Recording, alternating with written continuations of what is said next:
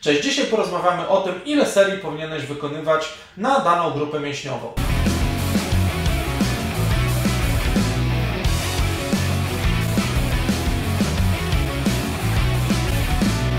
Skąd w ogóle bierze się informacja o ilości serii? Ona bierze się z dwóch rzeczy. Po pierwsze, będzie zależna od tego, jaki zakres powtórzeń sobie wybrałeś, a więc czy niski, czy średni, czy wysoki, i będzie zależała też od łącznej ilości powtórzeń, jaką będziesz wykonywać na daną grupę mięśniową. Jeżeli chodzi o wybór zakresu powtórzeń, to mamy sprawę załatwioną. No to skąd masz wiedzieć, ile powinieneś łącznie wykonać powtórzeń na każdą grupę mięśniową, którą trenujesz? Według różnych badań korzyści hipertroficzne można uzyskiwać już nawet od 25 poprawnych powtórzeń. Niektórzy mówią, że ta liczba oscyluje gdzieś w okolicach 50-60. Niektórzy też powołują się na badanie, że 80 powtórzeń na jedną grupę mięśniową podczas jednego treningu to jest maks. I teraz kto ma rację? Oczywiście znowu nie wiadomo, dlatego że ta liczba będzie różna u różnych osób, chociażby w zależności od tego, kto ile czasu trenuje. Dodatkowo, nawet u Ciebie albo u mnie ta liczba z czasem będzie się zmieniała. To póki co wiemy, że nic nie wiemy, no to porozmawiajmy o jakichś konkretach. Pierwsza rzecz. Wiemy na pewno o tym, że jest jakaś ilość serii, która zapewnia nam progres. Jest jakiś punkt graniczny, w którym ten progres się zatrzymuje i przekroczenie tego punktu powoduje tak naprawdę regres, a więc takie długoterminowe bądź krótkoterminowe przetrenowanie. I mamy to zaznaczone na tym wykresie, a więc mamy pewną liczbę powtórzeń, która przynosi nam efekt. Tu mamy zaznaczony punkt graniczny i od tego momentu zaczynamy już się przetrenowywać. I dlaczego mamy 3 takie odnogi? Dlatego, że u różnych osób z różnym stażem ten punkt może być w innym miejscu. Załóżmy, że to jest osoba początkująca, a to jest na przykład kulturysta z 5-letnim stażem. I skąd generalnie to się bierze? Otóż to wynika bezpośrednio z zasady superkompensacji, którą za chwilę omówię.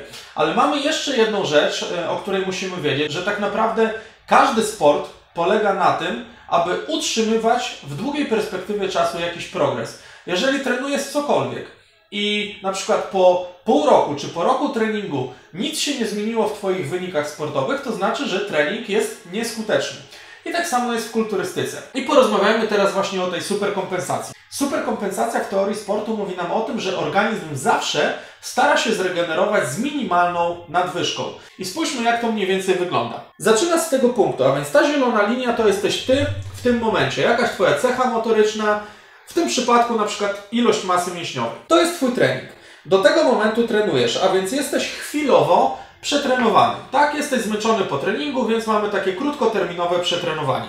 Od tego momentu zaczynasz się regenerować. Jeżeli zadbasz o wszystko, czyli odpowiednio się wyśpisz, odpowiednio zjesz, zapewnisz swojemu organizmowi po prostu odpoczynek, to Twój organizm będzie chciał się zregenerować z minimalną nadwyżką, czyli wejść minimalnie powyżej tej zielonej linii. I powtarzając ten proces, w długiej perspektywie czasu otrzymujemy progres. Połączmy te dwie informacje w całość. Po pierwsze, nie możesz się zażynać na każdym treningu, a więc nie możesz przeginać z ilością powtórzeń i ilością serii, dlatego że Twój trening może przynosić efekty odwrotne od zamierzonego. Po drugie, w długiej perspektywie czasu musisz zachowywać progres, dlatego że to, co działa dla Ciebie dzisiaj, być może za pół roku czy za rok już nie będzie działało. Połączmy te dwie informacje z kolejną informacją, a więc z informacją o tym, że 25 powtórzeń efektywnych może już u osób początkujących przynosić efekty hipertroficzne, to matematycznie możemy to ująć w ten sposób. Wybierasz przedział powtórzeń średni, a więc od 6 do 15 i już wiesz, dlaczego to robisz. Ciężar dobierasz tak, aby 15 powtórzenie doprowadziło Cię do upadku mięśniowego. Z tych 15 powtórzeń 4 ostatnie to będą Twoje powtórzenia efektywne. 15 zostawiamy, też już wiesz dlaczego.